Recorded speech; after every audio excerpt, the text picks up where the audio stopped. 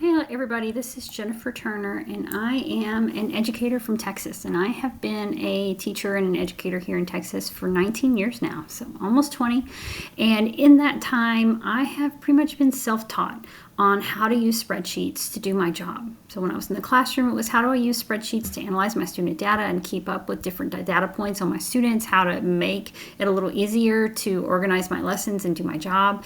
And then later, whenever I moved to be a part of the leadership team, it was how do I use these spreadsheets in order to analyze the data of the whole campus and to make things easier on my whole campus so that we can spend more time focusing on student learning and student growth.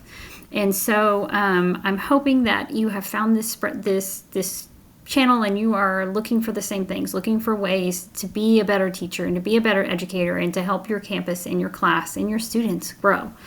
So today we're going to be talking about splitting text and columns in Google Sheets. So sometimes when you download a report, it puts things in Excel not exactly the way you want it. For example, this is called the grades report. It comes from the NWEA MAP program, and I've taken their formatting and created some fake data. So none of this student information in here is accurate and true. It just kind of looks like what it looks like when it downloads, so that I could show you guys this. So here you can see that when you download the grades report, it puts the student's name and their local ID number in the same cell. Well, that's all well and good. It gives you all the student identifiers in one cell, but most programs don't download it that way. So if you're wanting to do some more data and compare one to the other, then you need to split those cells. And you don't have to do it manually. You don't have to come in here and say, insert a column, student ID, and then, all right, Alan Arkins is 376882, and do it that way. Instead, the program will actually do it for you. So the first thing you want to do is think about how you want to split it. I want to put the last name, comma, first name in one column, and I want the ID number in the next column. And if you select, you're going to want to put in a couple of columns.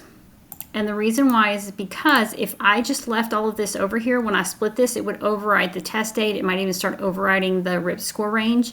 And I don't want to do that. I still want those numbers there. So I got to give it some room to work. So I'm going to add some columns in.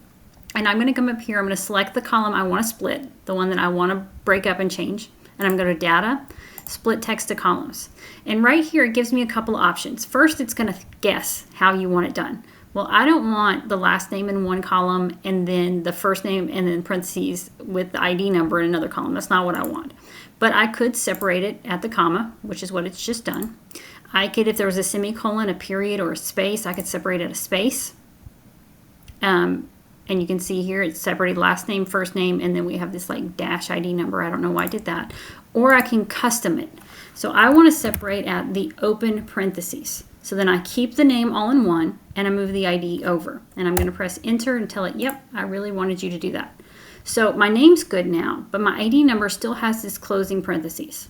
Now you could do control, find, and replace with all the numbers available and get rid of that. Or you can split it again.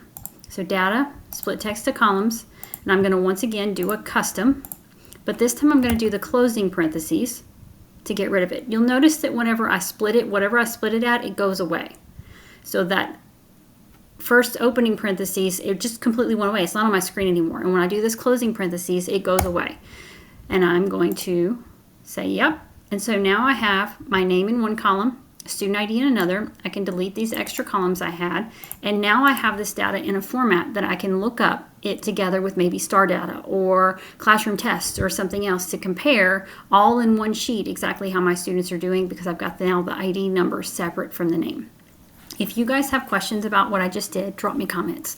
If you would like to see this in Excel, Excel has a few more options. It's a little more robust program than Google Sheets. Drop me a comment. I'm happy to make an Excel video to show you how. And if you're thinking, you know what I really want to know is, and it's something else, anything that I haven't covered yet in my videos, just drop me a comment and make a video request, and I am happy to get some more videos out to help you guys do what you need to do in your learning for your students.